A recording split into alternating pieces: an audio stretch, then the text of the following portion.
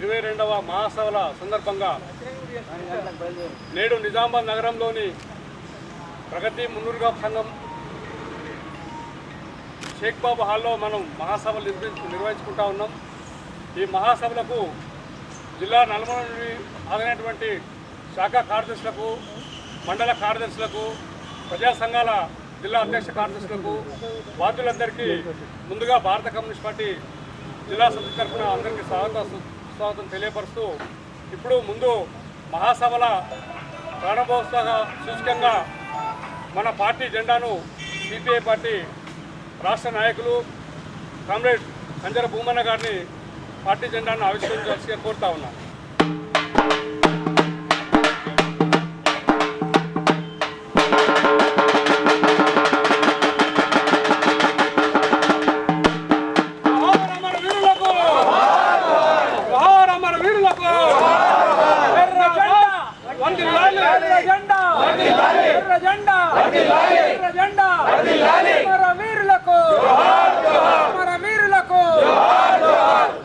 जिंदाबाद सीपीआई जिंदाबाद जिंदाबाद जिंदाबाद सीपीआई जिंदाबाद जिंदाबाद कमा ए गुणमारे सयो समजीवुल वेदनमा जीवी गोरे मारे सयो समजीवुल वेदनमा जीवी गोरे सयो मुदवीरुल त्याग फलितमे ఈ వర్ణం కెరు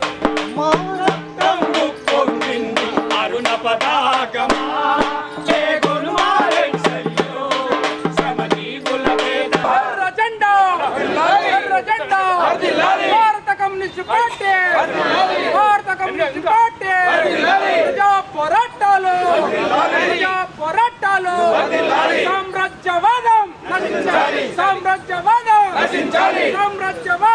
సిపిఐ పార్టీ రాష్ట్ర కార్యదర్శి వర్గ సభ్యురాలు కామ్రేడ్ పశ్చపద్మకకు పూలమాలలు వేసి నివాళులర్పించవలసిగా కోరుతా ఉన్నాం.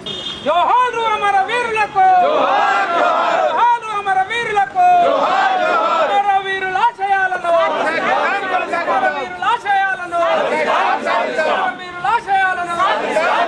ఎర్ర జెండా భారత కమ్యూనిస్ట్ పార్టీ, భారత కమ్యూనిస్ట్ పార్టీ.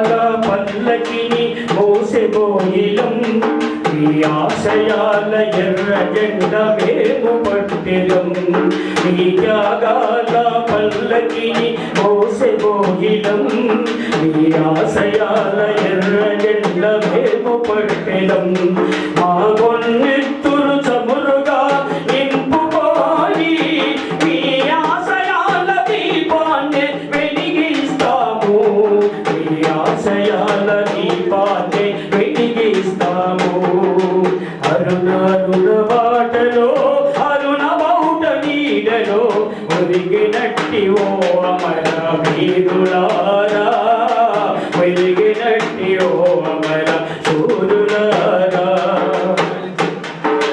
పక్షులన్నీ మేత మరచె వీరులేరని నెమలి తల్లి నాట్యమాపే వీరురారని పక్షులన్నీ మేత మరచె వీరులేరని నెమలి తల్లి నాట్యమాపే వీరురారని కోయిలమ్మ పాటమానే మిమ్ముల కలచి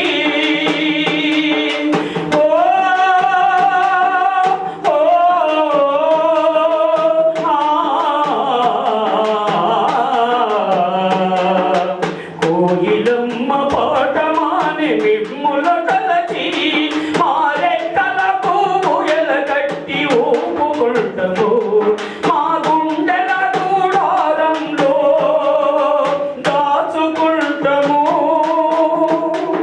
మా గుండెల గుడారంలో దాచుకుంటము అరుణ అరుణ బాటలో అరుణ బావుట నీడలో ఒరిగినట్టి ఓ అమర వీరులారా ఒరిగినట్టి ఓ అమర శూరులారా ఓరు జెండకే వన్నె తెచ్చిన శూరులారా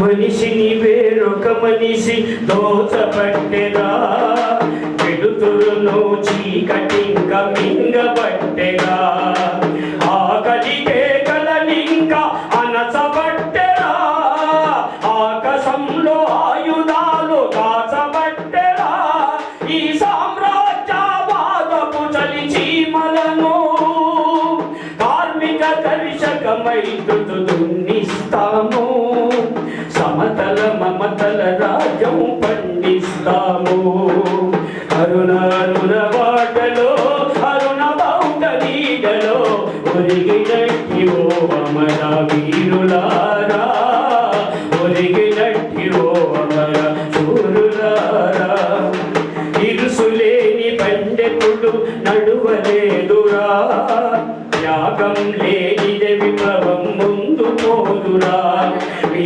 త్యాగాలకు వెలమేము కట్టలేమురా కామ్రేడా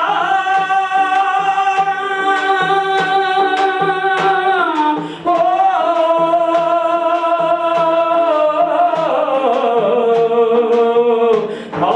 కామ్రేడా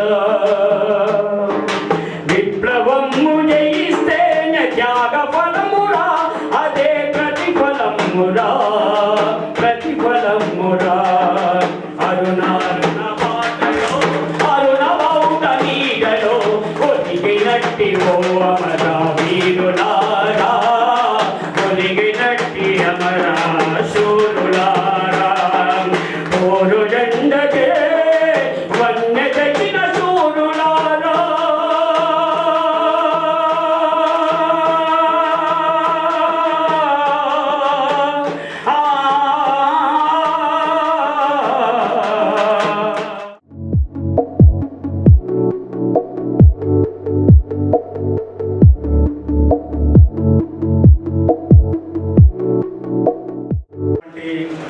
కమ్యూనిస్ట్ పార్టీ ఈ దేశంలో ఉన్నటువంటి దాదాపు 99% ప్రజల సమస్యల మీద పనిచేసేటటువంటి కమ్యూనిస్టు పార్టీ జిల్లా నిర్మాణ మహాసభను ఇవాళ జరుపుకుంటా ఉన్నాం.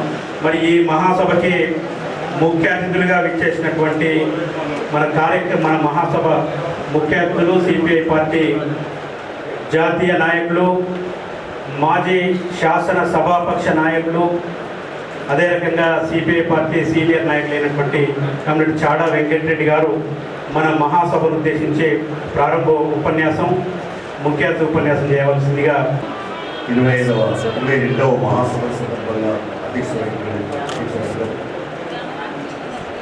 రోమయ్య గారు, రాజేశ్వర్ గారు, రాజన్ గారు, వైట్ పెరిగిన సభ్యులు గారు, రాష్ట్ర కార్యదర్శి సభ్యులు గారు, కశ్యప్ గారు, కార్యదర్శి సీనియర్ నాయకులు మోహన్ గారు, వైట్ పెరిగిన జిల్లా పార్టీ కార్యవర్గ సభ్యులు, ప్రజాసంఘ నాయకులు, పాత్రికేయులు, ఈ మహాసభలో పాల్గొంటున్నటువంటి ప్రజలందరికీ నా వైపు నుంచి హృదయపడినటువంటి శుభాకాంక్షలు, అభినందనలు, విపులాభినందనలు తెలియపరుస్తాం.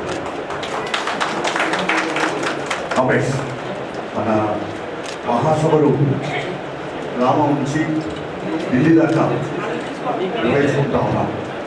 మన నిబంధన వారి ప్రకారంగా 3 సంవత్సరాలకు ఒకసారి మహాసభలు జరుపుకొని అందులో మార్పులు చేసుకొని ఒక కొత్త ఒరవడితో భవిష్యత్తు కార్యాచరణతో ఇప్పటిదాకా జరిగిన కార్యక్రమం నెమరేసుకొని భవిష్యత్తు పాటలేసేందుకు నిర్వహిస్తున్నాం. భారత కమ్యూనిస్ట్ పార్టీ ఈ దేశంలో స్థాపించబడి 100 ఏళ్ళలో అడుగుపెట్టి ఈ 100 అంటే శత జయంతి ఉత్సవాలు, 100 ఉత్సవాలు పోయిన డిసెంబర్ 26 నుంచి ఆరంభమైనాయి. మళ్ళీ వచ్చే డిసెంబర్ 26 దాకా కొనసాగాయి. అంటే ఒక మార్క్స్ లెనినిజం సిద్ధాంత పునాదుల మీద ఏర్పడినటువంటి భారతదేశంలో తల్లి పార్టీ, మొదటి పార్టీ మార్క్స్ లెనిన్ సిద్ధాంత పునాదుల మీద అనేక ఆటుపడి ఎదుర్కొంటూ కొనగాడిగా నిలబడి ఈ దేశంలో మరి అన్ని విప్లవ పార్టీ అన్నిటి కూడా తల్లి పార్టీగా ఉన్నటువంటి సిపిఐ పార్టీలో మనం ఉన్నందుకు మరి గర్వంగా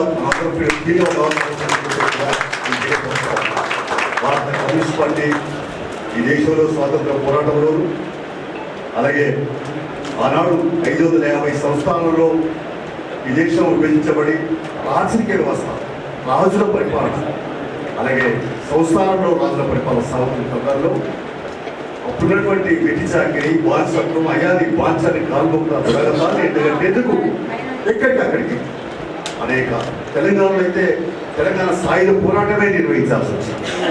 అలాగే ఇంకా మిగతా పుణ్యప్రాంతం, దేవాంగాలు అనేక పోరాటాలు చేసినటువంటి ఏకతరుల పార్టీ, విప్లవపూర్ల పార్టీ.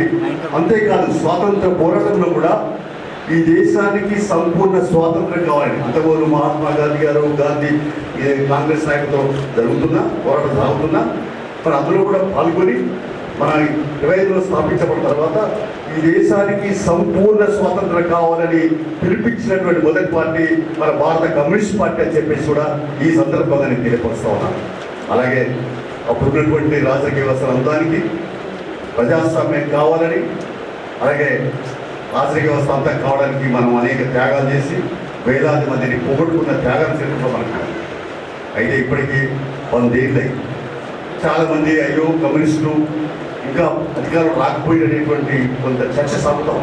అందరూ కూడా సిపిఐ పెట్టుకుంటారు, బ్రాకెట్ ఎం పెట్టుకుంటారు, సిపిఐ పెట్టుకుంటారు, ఎంఎల్ పెట్టుకుంటారు, సిపిఐ పెట్టుకుంటారు, సిపిఐ పెట్టుకుంటారు, అలాగే జనశక్తి అంటారు, సిపిఐ పెట్టుకుంటారు, ఇంకా ఎంఎల్ అంటారు, లిబరేషన్ ఏ రకరకాలు అంటాం.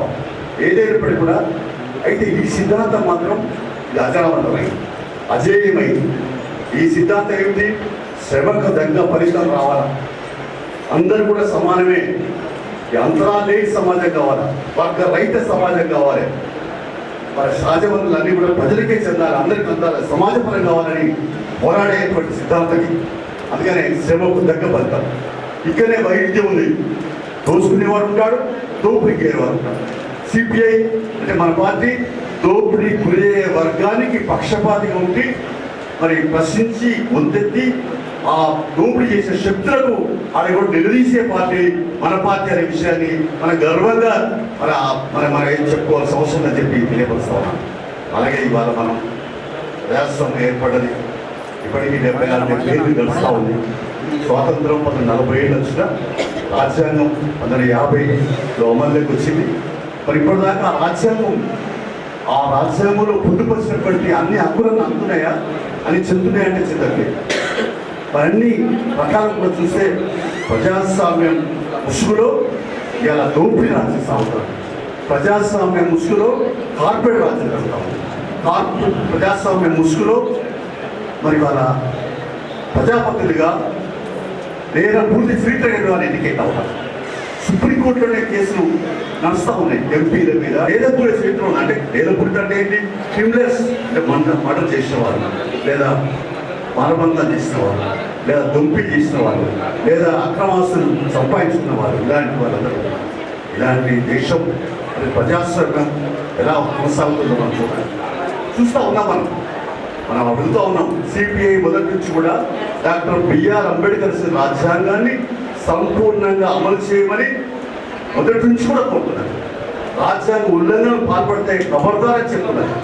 అలాంటి కాంగ్రెస్ కావచ్చు, మధ్యలో వచ్చిన పార్టీలు కావచ్చు, ఇప్పుడు ఇవాళ అధికారంలో ఉన్నటువంటి బీజేపీ, నరేంద్ర మోడీ ప్రధానమంత్రి ఉన్న ఈ ప్రభుత్వంలో కూడా గత ప్రభుత్వాల కంటే ఈ ప్రభుత్వం మరింత నరేంద్ర మోడీ ప్రభుత్వం పూర్తిగా ప్రజాస్వామ్యాలను పాతరేస్తూ డాక్టర్ బిఆర్ అంబేద్కర్ రచించిన రాజ్యాంగాన్ని ఉల్లంఘనలు పాల్పడుతూ హక్కులను కాపాడుతూ ప్రశ్నించే గొంతులను నొక్కేస్తూ మరి వారు ఎటువైపోతుంది ఈ దేశం, ఈ పరిపాలన ఎటువైపోతూ ఉంది.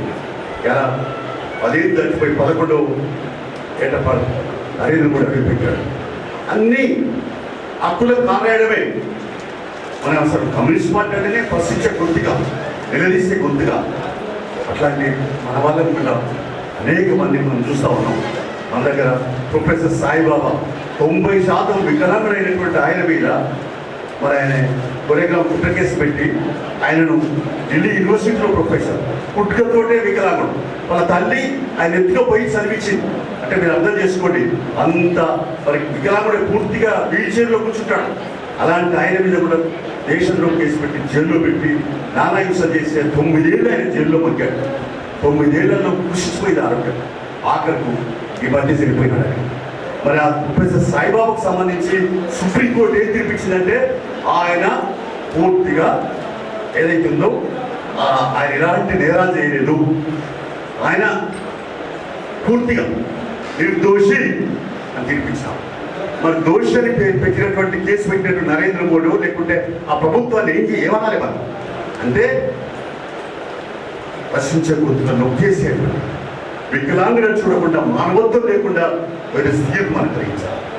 ఇవాళ అంతేకాదు, మన దగ్గర పరహారావు ఉన్నాడు, వరంగల్ జిల్లా.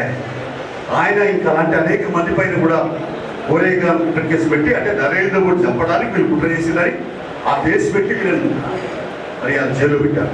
రాజద్రోహం కేసు. అసలు రాజద్రోహం ఏంటి? రాజుల పరిపాలన అంతమైపోయింది.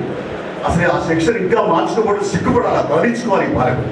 అందుకని మనం ఈ సందర్భంగా డిమాండ్ చేసేదంటే ఈ రాజద్రోహ కేసులు పెట్టి మొత్తం భయభ్రాంతకు చేసేటువంటి ఈ దుర్మార్గమైన వ్యవస్థని మరి ప్రజలందరూ కూడా తిరుగుబాటు చేయాల్సిన అవసరం ఉన్నటువంటిది తెలియపరుస్తా ఉన్నాం. అంతేకాదు, ఈ మధ్యకాలంలో మరి అమిత్ షా హోంశాఖ మంత్రి, ఆయన కూడా నేరస్తుడే.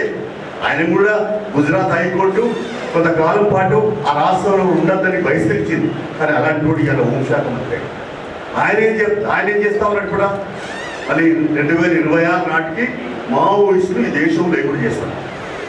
మావోయిస్టులు లేకుండా చేస్తామంటే ఇన్ని కూడా చూస్తున్నాం. ఎన్కౌంటర్ మొత్తం దండకారణ్యంలో కరెగుంట చుట్టుముట్టి మొత్తం వాళ్ళను డ్రోన్ల ద్వారా రకరకాల పద్ధతులలో వాళ్ళు మరి ఏదైతుందో వాళ్ళని ఏదో రకమైన పద్ధతులలో కాలి చంపాలని దురుద్దేశంలో మావోయిస్టులు కూడా సరే మార్క్సిజం సిద్ధాంతమే.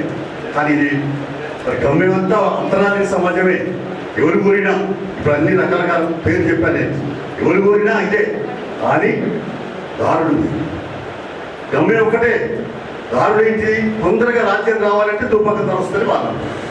అయితే అయినప్పటికీ కూడా వారు శాంతి చర్చలు సిద్ధమన్నా, శాంతి చర్చలకు సిద్ధమన్న తర్వాత కూడా ప్రభుత్వం కనికరించకపోతే, కనీసం ఆలోచించకపోతే ఏం ప్రజాస్వామ్యాన్ని అడగాల్సిన అవసరం. అందుకనే ఇవాళ చెప్తామన్నారు బ్రహ్మాండంగా, మేము మావోయిస్టులు ఏం వెళ్తాము అంటే రేపు రానున్న కాలంలో మన ఎర్ర జెండా అంటేనే భయం. మనం అనుకుంటాం ఎరుపు అంటే వేరుపని, లేకుంటే ఎరుపు అంటే భయం అని. ఆ భయం ఎక్కువగా ఈ మోడీకి, అమిత్ షా ప్రభుత్వానికి మనమంతా కూడా అందరం వామపక్షాలు, ప్రగతిశీల శక్తులు అందరూ కూడా హెచ్చరిక చేస్తూ ఉన్నాం. తప్పనిసరిగా దేశవ్యాప్తంగా ఒక మహా ఉద్యమానికి ఈ పౌర హక్కులకు కాలు రాసేటువంటి దుర్మార్గమైన ప్రభుత్వం యొక్క దిచ్చర్యలను ఎండగట్టేందుకు మరి అంతా కూడా ఒక వేదిక ఏర్పాటు చేయడానికి మన భారత కమ్యూనిస్ట్ పార్టీ ప్రధాన పాత్ర పోషించడానికి మన డి రాజా గారే మొన్న చెప్పాడు. నంబూరి కేశవరావు తీసుకుపోయి గుడ్డు కట్టుకొని చేసినారు ఆయన మావోయిస్టు ప్రధాన కాదు. మరి ఆయన దాని మీద న్యాయ విచారణ జరిగిపోయింటే దమ్ముడి న్యాయ విచారణ జరిపిస్తే వీళ్ళే నేరస్తుగా రుజువుతారు.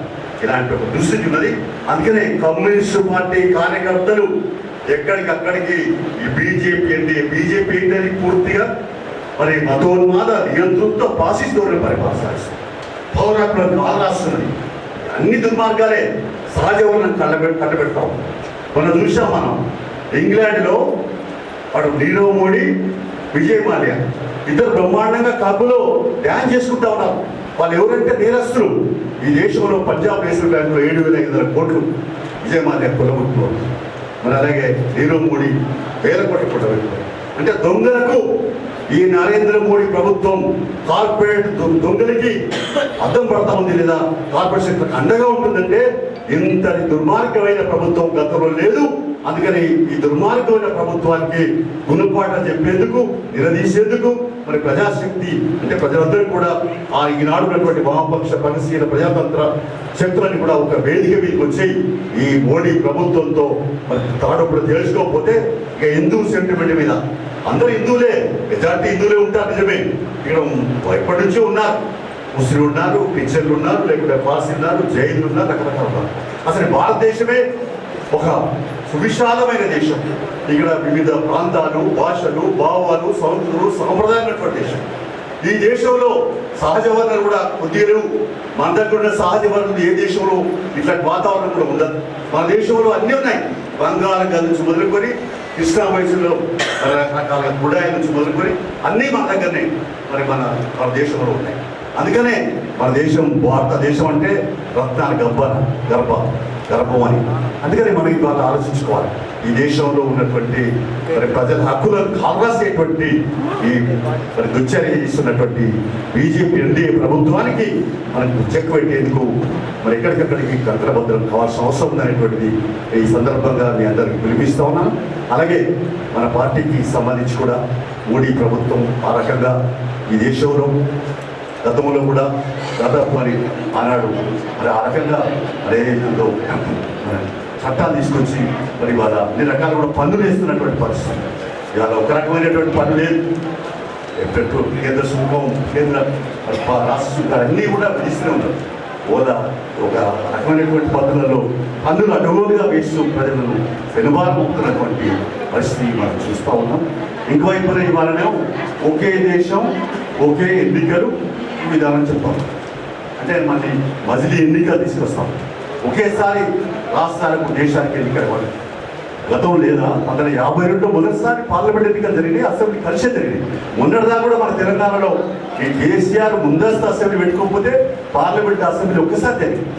దానికి ఏదో కొత్త నినాదం పెట్టి మళ్ళీ ఇప్పుడు ఏదైతుందో ఉత్తరాది రాష్ట్రాలకు, దక్షిణ రాష్ట్రాలకు చిక్కు పెట్టి వాళ్ళ డిలిమిటేషన్ అంటే పునర్విభజన చట్టాల పునర్విభజనతో మళ్ళీ ఒక రకమైనటువంటి ఒక నినాదాన్ని, కొత్త నినాదం తీసుకొచ్చి మన సీట్లు ఎక్కువ ఇచ్చుకొని మళ్ళీ అధికారం ఎక్కడ రావాలి, అడ్డమైన దారి దొరికైనా కూడా అధికారం ఉండాలంటే తహత పట్టుకున్నటువంటి పరిస్థితి మనం చూస్తూ ఉన్నాం. అందుకని ఈ రోజున మరి దక్షిణాది రాష్ట్రాలలో మన భారత కమ్యూనిస్ట్ పార్టీ రాష్ట్ర పార్టీ అయిపోయినా కూడా మనం ఈ నిరసన సేవ చేశాం. అలాగే ఈ మావోయిస్టుల అందరికి సంబంధించి కూడా నిరసన చెప్పాం. అనేక వ్యాసాలు కూడా సాంబశివరావు గారు రాశారు, నేను రాశాను. ఏదైనా ఈ మార్క్సిజం లెనిన్ సిద్ధాంతాన్ని ఇది ఎవడు కాపాయదు, ఎవడు ఎన్కౌంటర్ చేయలేడు. అధికారికంగా మావోయిస్టులను చంపచ్చు, కానీ సిద్ధాంతాన్ని ఎవడు వాడు మోడీ కానీ లేదా అమిత్ షా తాత కానీ మోడీ తాత కానీ దిగొచ్చినా కూడా ఈ సిద్ధాంతం ఎవడు ఎన్కౌంటర్ చేయలేడు. సిద్ధాంతం శాస్త్రమైంది, అజేయమైంది అని చెప్పేసి ఈ సందర్భంగా తెలియపరుస్తాం. అందుకనే ఇలా మనం అందరం కూడా ఆలోచించుకోవాలి. ఇలా ఎటువైపోతుంది దేశం, ఎవరి పాలవుతున్నారు, ఎవరైతున్నారు. గతంలో రాజరిక పరిపాలన, ఇవాళ ఆ ముసుగులోనే అలా కంటిన్యూగా ఒకరి తర్వాత ఒకరు మళ్ళీ వాళ్ళ అధికారాన్ని కొనసాగించేటువంటి ఎవరున్నారు ఇవాళ ప్రజాపతి బాగా ఆలోచిస్తే డబ్బున్నోళ్ళే డబ్బు లేనుడు ఎవరు కూడా ప్రజా సేవకులు కనుమరుగైతా ఉన్నారు, ప్రజా భక్షకులు అధికారం పడతా ఉన్నారు. ప్రజల పక్షాన ప్రజల చేత ప్రజల ద్వారా ప్రజా ఉద్యమాన్ని నిర్వహించే వాళ్ళు తగ్గిపోతున్నారు శాసనసభలో, పార్లమెంట్లో. అందుకనే సగటుగా చూస్తే కోట్ల శ్రీమంతులే ఇలా ప్రజాపతి అవుతున్నటువంటి పరిస్థితి. అందుకనే మనం అందరం కూడా ఆలోచించుకోవాలి, ఎటువైపు పోతుంది ఈ దేశం. ఇలా మనం పార్టీ ఫ్యామిలీ వాళ్ళు అంటే ఆనాడు పరశురామ రెడ్డి గారు తుపాకీ పార్టీతో దాన్ని సానుభూతి వాళ్ళతో కలిసి సహవాసం చేసినటువంటి వాడు, త్యాగాలు చేసినటువంటి. నల్లగొండ జిల్లాలో చాలా పార్టీస్ ఫ్యామిలీస్ కుటుంబాలన్నీ కూడా చాలా ఉన్నాయి. అందుకని అలాగే వరంగల్లో ఉన్నాయి, కరీంనగర్లో ఉన్నాయి.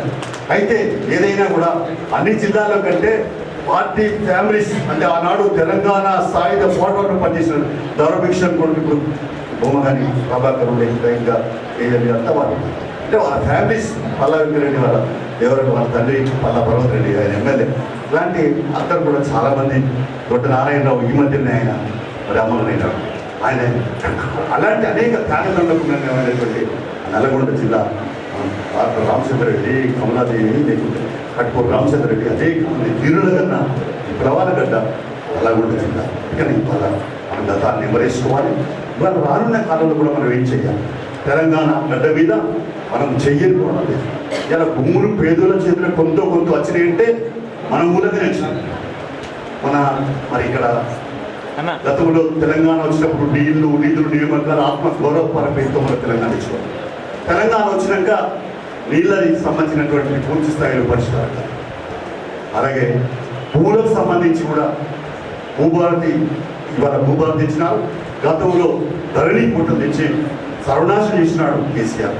నన్ను పిలిస్తే నేను చెప్పాను కేసీఆర్కి, అయ్యా ధరణి పోర్టల్ అది తప్పనిసరిగా వైరస్ వస్తుంది, సెల్ ఫోనే వైరస్ వస్తుంది వస్తుందని చెప్పాను. అట్లాగే వచ్చి చాలా ఇవ్వండి కింద భూములు పోయి మరి ఎక్కడికి కూడా మన టీఆర్ఎస్ నాయకులు కార్యకర్తలకే వరవాహినిగా వరప్రసాదంగా మారిపోయి 2 కోట్ల రూపాయలు గడించిన పరిస్థితి. అందుకని ఇవాళ ధరణి పోర్టల్ అది ఎంతో దుర్మార్గంగా అన్ని నీది నాకు భూమి, నా భూమి ఈయనకి ఆయన భూమి అట్లా రకరకాలుగా చేసిన పరిస్థితి. ఇప్పుడు రేవంత్ రెడ్డి ప్రభుత్వమేమో భూభారతి చట్టం తెచ్చి మేము సర్వే నెంబర్ మొదటి నుంచి మనం చెప్తుందంటే భారత కమ్యూనిస్ట్ పార్టీ చెప్తుంది సర్వే నెంబర్ వారిగా సమగ్ర సర్వే. అంతేకాకుండా ఎక్కడికక్కడ ఒక సర్వే నెంబర్ రూపాయల పట్టాలని ఇంకో సర్వే మరి సవరణ చేయాలి. దీనికి ఒక పెద్ద ఎక్సర్సైజ్ చేయాలి. గతంలో కూడా మరి ఇక్కడ మనం నిజామాబాద్ను అప్పుడు ఓరియంట్ తీసుకొని సర్వే చేసినారు, పూర్తి స్థాయిలో చేయలేకపోయినారు. కాబట్టి ఇంకా కూడా ఆనాడు నేను కూడా శాసనసభలో ఉన్నప్పుడు వైఎస్ రాజశేఖర గారు మేమంతా కూడా మరి ఆ రోజును చర్చించి ఈ భూమి సమస్య పైన పెద్ద ఎత్తున పోరాడి కోనేరు రంగారావు కమిటీ వేశాం. ఆయన సిఫారసు చేసిన అవి అమలు కాదు. ఎప్పుడు చట్టాలు వస్తాయి అమలు కావు. చట్టాలు తెచ్చడానికి పోరాటం చేసి మనం అంతే, చట్టాలు వచ్చినా కూడా అమలు కొరకు పోరాటం మనం చేయాల్సి వస్తుంది. అంటే ఇంతటి దుర్మార్గమైన వ్యవస్థ ఉంటుంది. కాబట్టి ప్రజలను నమ్మించేందుకు చట్టాలు తీసుకొస్తాం, మళ్ళీ అమలు చేసే సిద్ధస్థితి ఉండదు. ఇవాళ కూడా మనం అమలు చేసుకోవాలి.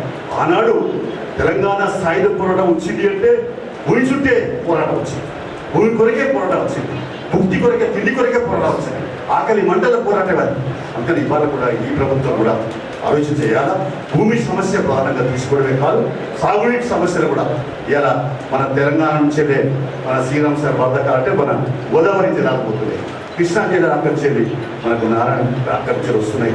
మహాసభ ప్రారంభ సూచకంగా జెండావిష్కరణ చేసినటువంటి మన జిల్లా సీనియర్ నాయకుడు కామ్రేడ్ కంజర భూమన్న గారిని మాట్లాడాలి.